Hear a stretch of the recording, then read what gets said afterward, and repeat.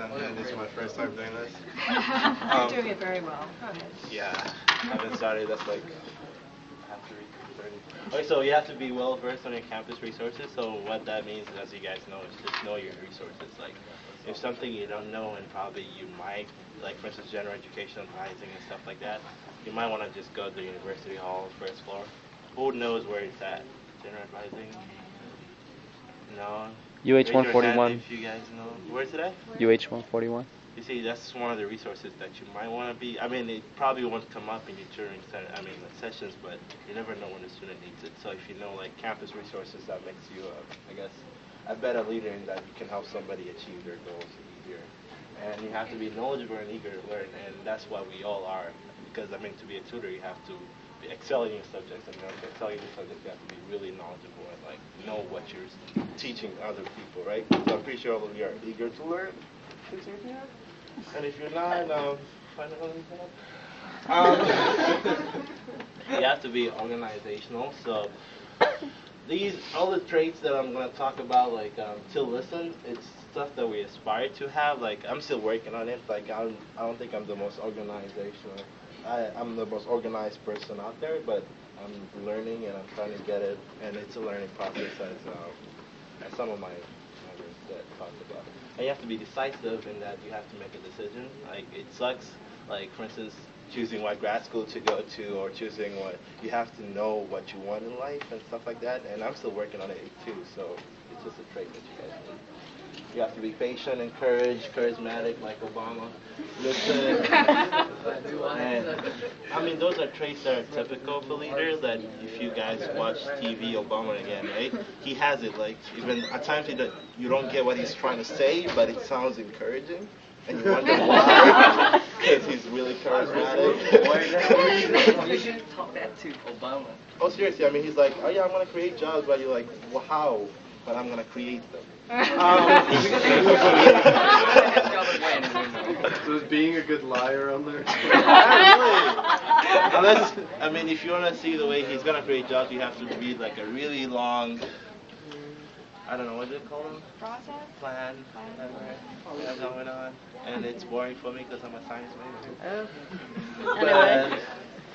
Alright, well, some of the things that we do to in order to be a good leader is something called vignette, and I'll let her explain it because she knows it better than I do.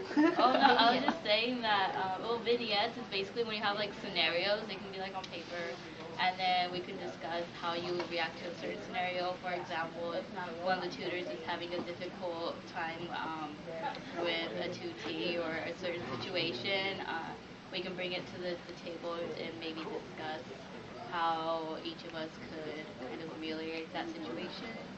That makes sense. Awesome.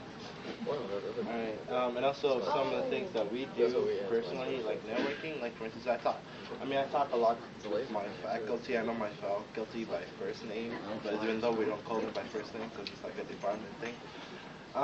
And also I talk to some of my peers who's gone through, like for instance, I'm trying to get into med school, so I'm talking to them who have gone through the whole process and they give me advice, and that makes me, I guess, a better leader in the future in that I get more information than I need.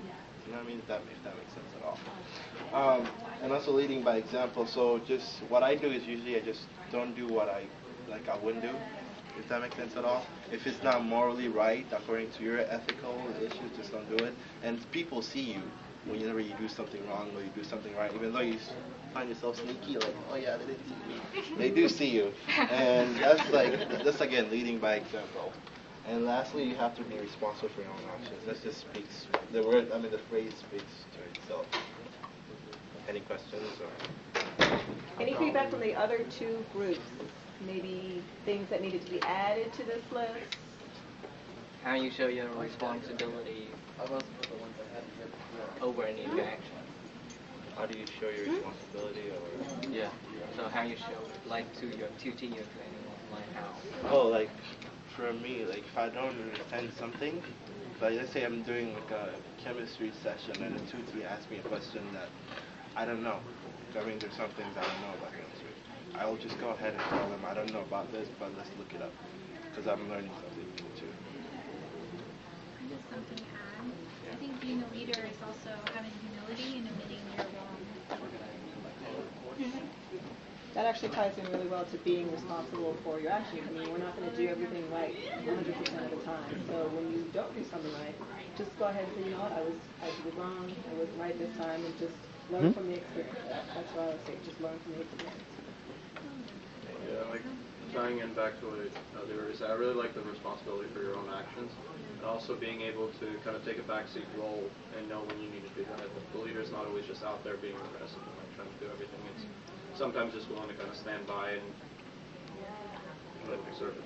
And I think that kind of ties down to tutoring, because I mean, as a tutor, you're kind of like a facilitator. Like, you're just letting the tutee do their own thing.